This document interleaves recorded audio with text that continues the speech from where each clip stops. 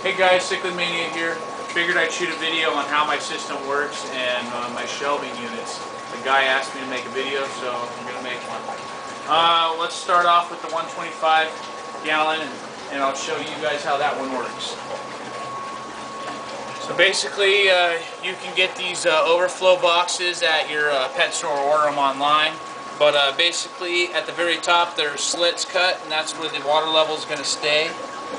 And basically inside there is a J-tube that is continuously siphoning the water into the other side of the box where you have a bulkhead that's draining the water to my sump.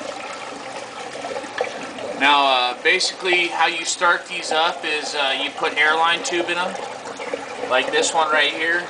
And you can either run an aqua lifter on there, which is just a safety precaution, or you can run the air tube in there, suck the air out while you have water on both sides, and it'll start a siphon, and then you can turn your pump on, and it'll start draining your tank.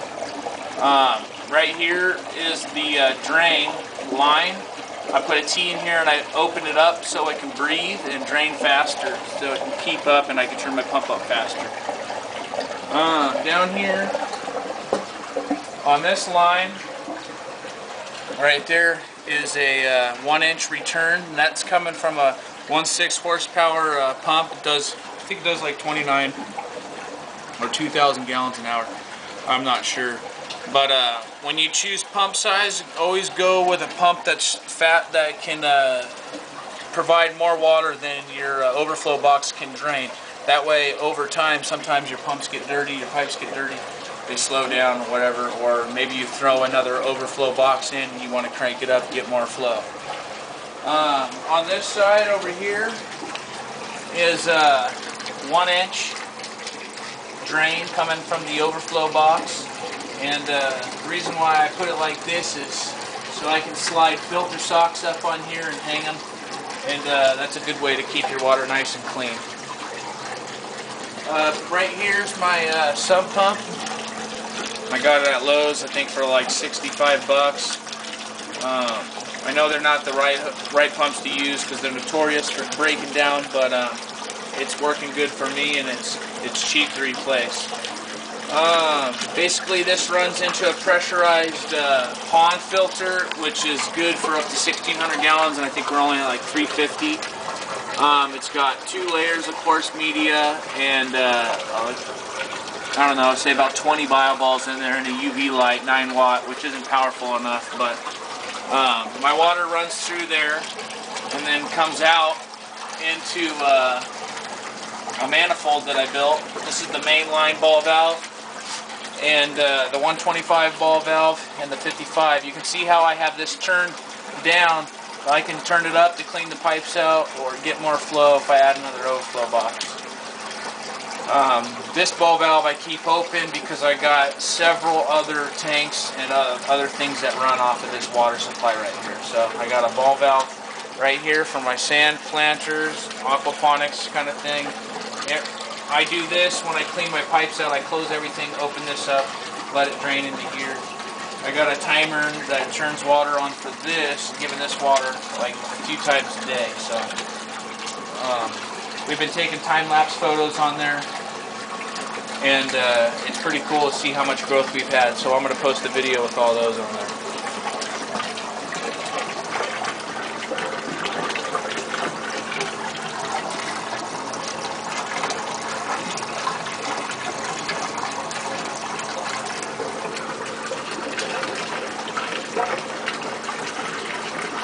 Got a tomato in here, got some bamboo in here, we got parsley, basil, hot peppers, and honey leaf for tea and stuff like that. We're just seeing how they do. And I mean, it's only been a week since we planted them, and we had seeds germinate in 3 days or 2 days. So we'll see. Back to the system. Basically, this is the return line that feeds all these things that I have hooked up to it.